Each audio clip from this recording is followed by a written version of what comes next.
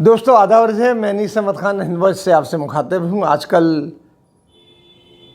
Bharatiya Janata party यानी Modi and company मुसलमानों में एक सशक्त लीडरशिप की तलाश में है, क्योंकि पिछले दिनों जो चुनाव हुए उसमें जीती तो ज़रूर है, लेकिन मुसलमानों की वोट परसेंटेज उन्हें 10% से भी कम मिले हैं पूरे ओवरऑल इंडिया में।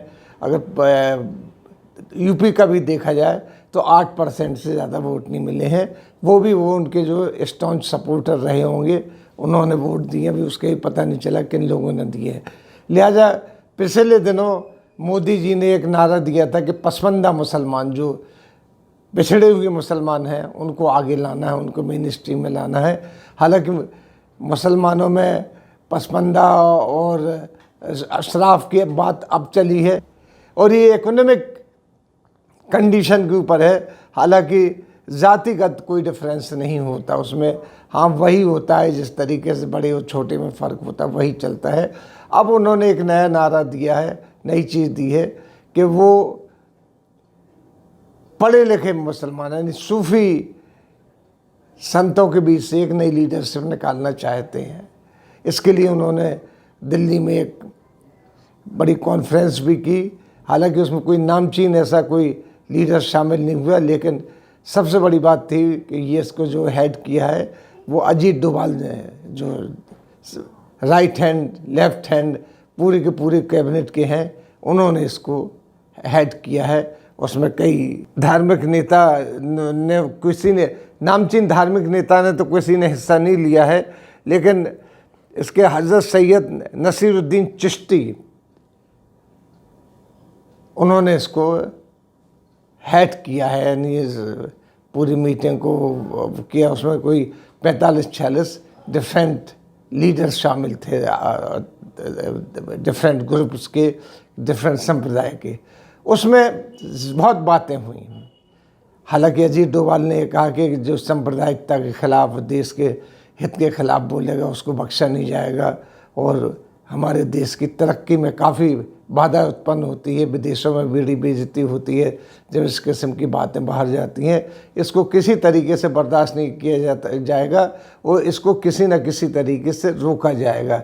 लेकिन जो मुस्लिम लीडरशिप उसमें शामिल हुई, उसने बात तो की कि भाई इस तरीके से नहीं होना चाहिए, इस तरीके से सांप्रदायिकता नहीं फैलना चाहिए, लेकिन उन्होंने बजरंग दल, उन साधु संतों की बात नहीं की जो खुलेआम मुसलमानों के लिए जहर उगल रहे थे। उन्होंने उनकी बात बिल्कुल नहीं की, सिर्फ और सिर्फ पीएफआई की बात की, पॉपुलर फ्रंट ऑफ इंडिया की बात की कि उसके ऊपर बैन लगना चाहिए। सिर्फ उन्होंने जो मुस्लिम लीडरशिप थी, जिसको कहते हैं जो कल्टीवेट की जा रही है, उन्होंने पीएफआई की बात की है। पीएफआई के ऊपर वैसे भी काफ़ी इल्ज़ामात लग रहे हैं, अखबारों में भी आ रहा है, सारी चीज़ें, हर जगह जहाँ कहीं दंगा फसाद होता है पीएफआई का नाम आता है, लेकिन अभी तक कोई ऐसा सॉलिड प्रूफ नहीं आया कि पीएफआई को बैन किया जाए। किया भी जा सकता है, इस बीजेपी के राज में कुछ भी हो सकता है, किसी को भी बैन किया जा सकता है। लेकिन देखने वाली बात यह है कि इन जो मुस्लिम लीडरशिप वहाँ पहुँची थी, जिनको सूफ़ी संत कहा जा रहा था, उन्होंने उन लोगों के बारे में एक लफ्ज़ भी नहीं कहा जो वाकई वास्तव में सांप्रदायिकता फैला रहे हैं, जगह जगह मीटिंग्स कर रहे हैं, पब्लिक प्लेसेस पर आकर गलत प्रचार कर रहे हैं, दंगे हो रहे हैं जगह जगह। आप चाहे लखनऊ का देख लीजिए, जो मॉल लुलु मॉल खुला है उसको सांप्रदायिकता का रंग दे दिया गया है। हालांकि 1400 करोड़ से भी ज़्यादा पैसा उसमें लगाया गया है और भी आ रहा है उसकी वजह से, और ये सोचा गया था कि वो ऐसे मॉल खुलेंगे तो यूपी में काफ़ी विदेशी अट्रैक्ट होंगे। ख़ास तौर पे योगी आदित्यनाथ ने उसका उद्घाटन किया, बाकायदा उसका पूरा सर्वे किया, उसके बावजूद भी लोग बाग लगे हुए हैं कि वो खालिस्तान मुसलमानों का है, लुलु मॉल है।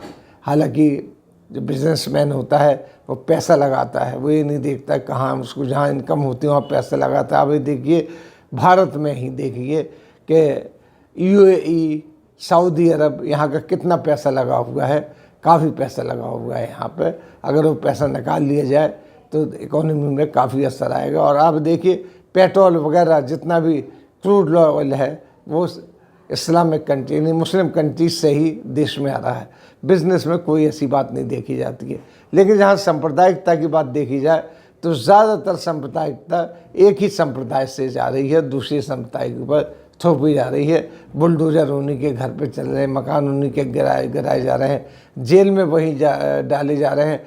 कहीं किसी की ज़रा सी बात हो जाती है, किसी पत्रकार को जेल में डाल दिया जाता है, सब नाम उसका दूसरे संप्रदाय से होना चाहिए।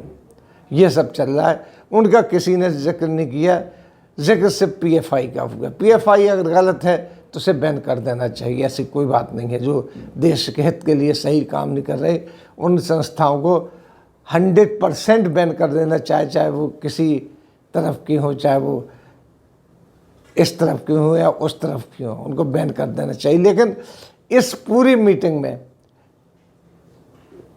अफसोस तो ये हुआ कि उन लोगों के नाम नहीं लिए गए जो खुलेआम मंचों पर आकर और अखबारों में अब बयान दे रहे, जिनके खिलाफ वारंट भी शुरू हो रहे, जिनके खिलाफ कोई पुलिस में एफआईआर दर्ज भी नहीं हो रही है, ना उनको गिरफ्तार किया जा रहा है। खुलेआम वो डंके की चोट पे जगह जगह अपने भाषण देते घूमते रहते हैं। ये चीज़ नहीं हुई। इसीलिए शक की नज़र इस बात पे जाती है कि ये एक नई लीडरशिप, क्योंकि पुरानी लीडरशिप जो मुसलमानों की है वो अभी तक बीजेपी के कब्ज़े में नहीं आई है। वो पिछली बार भी उसके कहने से वोट नहीं आना, बीजेपी उनके साथ गई है, बीजेपी के साथ गई है। वो लोग गए हुए, चाहे जमात इस्लामी हो, चाहे जमातुल उलमा हिंद हो, जितनी बड़ी पार्टियां हैं वो नहीं गई हैं, न बड़े लीडर मुसलमानों के उनके साथ गए हैं। अब ये कल्टीवेट हो रहा है नई मुस्लिम लीडर्स को का, जो इस तरीके से भी किसी तरीके से बीजेपी के साथ आए और बीजेपी को एक इमेज बनाए कि वो सेकुलर पार्टी की इमेज है। लेकिन वो इमेज कैसे बन सकती है जबकि उसके जो बगली बच्चे हैं वो किस तरीके की बातें करते हुए घूम रहे हैं पूरे देश में।